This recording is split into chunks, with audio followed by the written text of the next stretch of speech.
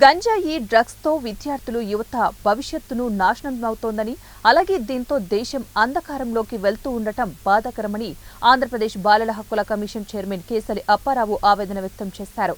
శనివారం విజయనగరంలోని ఎపెక్స్ కళాశాలలో బాలల హక్కుల పరిరక్షణ మరియు కళాశాలలో డ్రగ్స్ నియంత్రణ నినాదంతో సమావేశం నిర్వహించారు. ఈ కార్యక్రమంలో జిల్లాలోని ప్రభుత్వ, ప్రైవేటు కళాశాలలో పనిచేస్తున్నటువంటి ప్రిన్సిపాల్స్ తో పాటు ప్రత్యేక సమావేశాన్ని నిర్వహించిన కేసలి అప్పారావు అనంతరం మీడియాతో మాట్లాడుతూ రాష్ట్రంలో డ్రగ్స్ నియంత్రణకు ప్రభుత్వం చర్యలు చేపట్టిందన్నారు.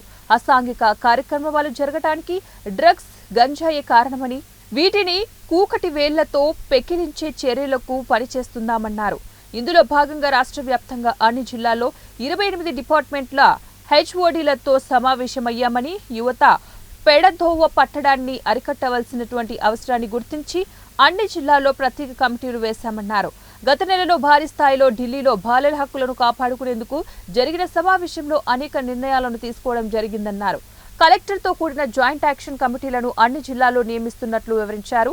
యాక్షన్ ప్లాన్లతో ముందుకు వెళ్తున్నామని తెలిపారు. శ్రీకాకుళం కూడా చేయడం జరిగింది. 30 తేదీన 31 తేదీన బాపట్ల అలాగే ఒంగోలు కూడా చేయడం జరుగుతుంది.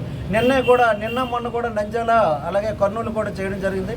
ఎందుకంటే ఈరోజు చాలామంది యువత కూడా చాలా పెడదవ పడుతున్నారు. అందువల్ల మనం ఏం చేస్తున్నాం, విద్యా సంస్థలని మనం టార్గెట్ చేసి విద్యా సంస్థల్లో ఒక కమిటీలు ఏమని చెప్తున్నాం. ఏదైతే విద్యార్థులు 6వ తరగతి నుండి 12వ తరగతి వరకు చదువుతున్న విద్యార్థుల్లో ప్రతి విద్యార్థులు 20 మంది నుండి 25 మందితో ఒక కమిటీలు ఏమని చెప్తున్న చిల్డ్రన్స్ క్లబ్, దాన్నే ప్రైవేట్ క్లబ్స్ అంటారు.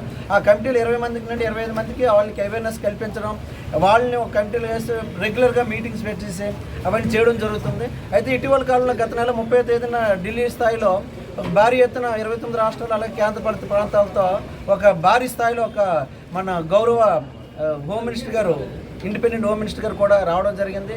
అలాగే